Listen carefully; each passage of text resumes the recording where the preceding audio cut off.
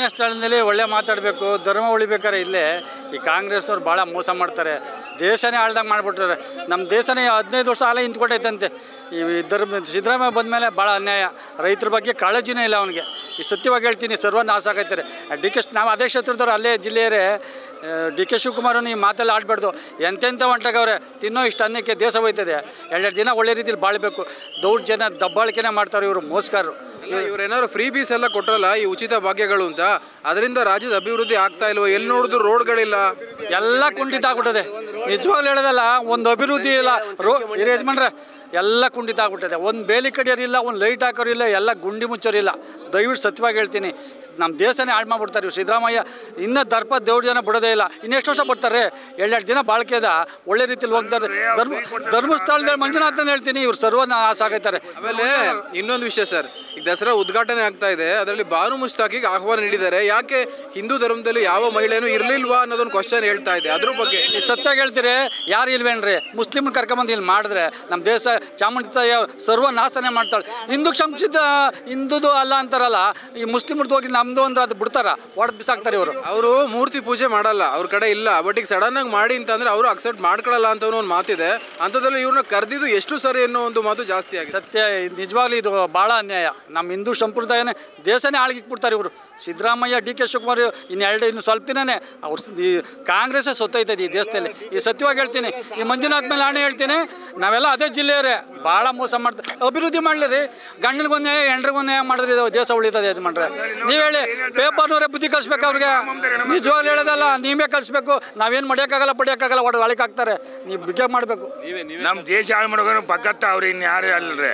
ಹೆಣ್ಮಕ್ಳು ಏನಂತಾರೆ, 2000 ಹಾಕಿದ್ರೆ ನಮ್ಮ ಮಾಮ ಅಂತಾರೆ. ಅಲ್ಲೇನು ಪ್ರಪಂಚ ನೋಡಿರಿ, ಮನೆಯಾಗ ಮಾಮಮ್ಮಂಗಿಲ್ಲ, ಹೊರಗಡೆ ಮಂದಿನ ಮಾಮ ಅಂತಾರಲ್ಲ. 2000 ಹಾಕೋದಕ್ಕಲ್ಲಿ ಇವರು. ಮೊನ್ನೆ ರೈತರು ಗೊಬ್ಬರ ಸಿಕ್ಲಿಲ್ಲ. ಅದು ಅಲ್ಲ, ಮುಂಚೆ ಈ ಏನು ಸಚಿವರು ಇದ್ದಾರೆ ರಾಜಕೀಯದಲ್ಲಿ, ಯಾರು ಕೃಷಿ ಸಚಿವರು ಮುಂದಾಲೋಚನೆ ಮಾಡಿ 3 ತಿಂಗಳು ಮಳೆಗಾಲ ಆಗುತ್ತೆ, ಅವಾಗ ಗೊಬ್ಬರ ಬೇಕು ಅಂತ ಯೋಚನೆ ಮಾಡಿ ಇಂಡೆಂಟ್ನ ಕೇಂದ್ರಕ್ಕೆ ಕಳಿಸಿ ಸ್ಟಾಕ್ ಇಟ್ಕೊಬೇಕು. ಅದನ್ನು ಮಾಡೋದು ಬಿಟ್ಟು ಎಲ್ಲ ವಿಷಯ ಮಾತಾಡ್ತಾರೆ. ರೈತರಿಗೆ ಇಲ್ಲಿ ಗೊಬ್ಬರ ಸಿಗಲ್ಲ. ಸೊ ಅದ್ರ ಬಗ್ಗೆ ಅದು ಇರೋದು 250, 260 ರೂಪಾಯಿ, 250, 500 ರೂಪಾಯಿ ಕೂಡ ಕೊಡ್ಬೋದು. ಅದಕ್ಕೆ ಯಾವುದೋ ಪಟಾಸ್ ಅಂಬಿಸೋದು, ಇಲ್ಲ ಯಾವ ಸುಮಾರು ಗೊಬ್ಬರ ಅಂಬಿಸೋದು, ಇಲ್ಲ ಗುಳಿಗೆ ಅಂಬಿಸೋದು. ಅದಿರೋದು ಪಕ್ಕ 250 ರೂಪಾಯಿ ಗುಳಿಗೆ. ಅದು ಹಿರಿಯನ್ನ ರೇಟು ಹಿಂದಕ್ಕೆ ಹಾಕಿಬಿಡೋದು. ರೈತರಿಗೆಲ್ಲ ಜಾಸ್ತಿ ಸುಮಾರು ಗೊಬ್ಬರ ಕೊಟ್ಬಿಡೋದು, ಹಾಳು ಮಾಡಿಬಿಡೋದು. ಈ ಇನ್ನೊಂದು ಕಾಂಗ್ರೆಸ್ ಏನು ಮಾಡ್ದು ಗೊತ್ತಾಗ, ಗಂಗಾ ಕಲ್ಯಾಣಿ ಕೊಟ್ಟರೆ ಎಕರೆಗೆ 1 ಲಕ್ಷ ರೂಪಾಯಿ ದಂಡ ತಾಂಡಾರ ಅವರು. ಎಕರೆಗೆ 1 ಲಕ್ಷ, ಆದರೆ ನೀರು ಬಂದಿಲ್ಲ ಅವ್ರಿಗೆ. 1 ಲಕ್ಷ ಕೊಟ್ಟು ಪಾಪ ಅಧ್ವಾನ ಒಂದು 50 ಲಕ್ಷ ಲಾಸ್ ಅವ್ರು ರೈತರು ಒಂದು 20 ಎಕರೆಗೆ. ಸರ್, ಈಗ ಧರ್ಮಸ್ಥಳದ ಬಗ್ಗೆ ಏನು ಹೇಳ್ತಾರೆ? ಸಮಾವೇಶಕ್ಕೆ ಬಂದಿದ್ದೀರಾ? ನಾವು ಬಳ್ಳಾರಿಯಿಂದ ಬಂದಿವ್ರಿ. ಬಳ್ಳಾರಿಯಿಂದ ಬಂದ್ವಿ ನಾವು. ಅವ್ರು ಅನ್ಯಾಯ ಮಾಡೋದು ನೋಡೋಕ್ಕಾಗಿ ಬಂದಿವ್ರಿ, ಅಲ್ಲಿಂದ 600 ಕಿಲೋಮೀಟ್ರಿಂದ. ನಮಗೇನಪ್ಪ, ನಮ್ಮ ಧರ್ಮ ಉಳಿಬೇಕಂತ ಮಾಡ್ತಾಯಿದ್ವಿ. ಅವ್ರು ಮತ್ತು ನಮ್ಮ ಧರ್ಮ ಹಾಳು ಮಾಡ್ತಾರೆ. ಅದು ನಾವು ಓಟ್ ಹಾಕಿಲ್ಲ ಅಂದರೆ, ನಾವು ಹಿಂದೂ ಜನ ಓಟ್ ಹಾಕಿಲ್ಲ ಅಂತ ಹೇಳ್ಬೇಕಂದ್ರೆ ಅವ್ನು ಸರ್ವನಾಶ. ನಾವು ಕೇಳ್ಬೇಕಂದ್ರೆ ಬರೋ ಇಂತಡಿ ಹೇಳ್ಬೇಕಂದ್ರೆ ನಮಗೆ ಪಕ್ಕತ್ತ ನಮ್ಮ JDS ಕುಮಾರ್ ಬಂದರೆ ನಮ್ಮ ದೇಶ ಉತ್ತರ ನೋಡ್ರಿ. ಅನ್ನ ಕುಮಾರಸ್ವಾಮಿ ಅವ್ರು ಬಂದಿಲ್ವಲ್ಲ ಇಲ್ಲಿ, ಬರೀ ಅವ್ರ ಮಗ ಅಲ್ಲ ಇವ್ರು. ಮತ್ತೆ ಎಲ್ಲ ಹಾಳು ಮಾಡಿಬಿಟ್ರು, ನಮ್ಮ ಮಂದಿನ ಹಾಳು ಮಾಡಿದ್ರು. ಅಕ್ಕ ತಿಂಬೋದಕ್ಕೆ ಇವತ್ತು ಯಾರ್ಯಾರು ಕೊಡ್ತಾರೆ ಅವ್ರ ಕಡೆ ಹೋಗಿ ಹಚ್ಚಿಬಿಟ್ರು. ಅವ್ರು ಕುಮಾರಣ್ಣ ಎಲ್ಲಿ ಬರ್ತಾರೆ, ಅಲ್ಲಿ ಅಲ್ಲಿ ಕುಂತವ್ರೆ, ನಮಗೆಲ್ಲ ಇದು ಮಾಡ್ತಾವ್ರೆ. ನಮಗೆ ಭಾರಿ ಅನ್ಯಾಯ. ಒಂದು ಸಂಖ್ಯೆ ಮಣ್ಣೆ ತಾಕಿಲ್ಲ. ಈ ಕಾಂಗ್ರೆಸ್ಸು ಬಲ ಅನ್ಯಾಯ ಮಾಡ್ತದೆ. ಹಿಂದುಳ ಅಂತ ನಮ್ಮ ಹಿಂದಲ್ಲಿ ಬಡವ್ರಿಲ್ವಾ? ನಮ್ಮ ಹಿಂದಲ್ಲಿ ಬಡವ್ರಿಲ್ವಾ? ಎಲ್ಲ ಕಡೆ ಬಡವ್ರಿಲ್ವಾ? ಏನು ಸಾಬ್ರನ್ನೇ ಎತ್ಕಟ್ಟೋದು? ನಮ್ಮನ್ನು ಹಾಳು ಮಾಡೋಕ್ಕೆ ಇವರು ಸರ್ವನಾಶ ಆಗೋಯ್ತಾರೆ ಇವರು. ದೇವೇಗೌಡರು ಕುಮಾರಸ್ವಾಮಿ ಅನುಗ್ರಹದಲ್ಲಿ ಎಲ್ಲ ಬಂದಿದ್ದೇವೆ. JDS ಕಾರ್ಯಕರ್ತರಲ್ಲ. ಈ ಬುಲ್ಡೇ ರಾಶಿ ಇವತ್ತಿಗೆ ಕೊನೆ ಆಗಬೇಕು. ಈ ಸರ್ಕಾರ ಸ್ಟೆಪ್ ತಗೋಬೇಕು. ಸ್ಟೆಪ್ ತಗೊಳ್ಳಿಲ್ಲ ಅಂದರೆ ಮುಂದಿನ ದಿನ ಎಚ್ಚರಿಕೆಯಾಗಿ ಇನ್ನೊಂದು ಟ್ರಿಪ್ ಕೊಡಬೇಕಾಯ್ತದೆ ಅವ್ರಿಗೆ, ಸರ್ಕಾರಕ್ಕೆ. ಸೊ ವೀಕ್ಷಕರೇ, ನೋಡಿದ್ರಲ್ಲ, ಕಾರ್ಯಕರ್ತರೆಲ್ಲ ಹೇಳೋದು ಒಂದೇ ಮಾತು.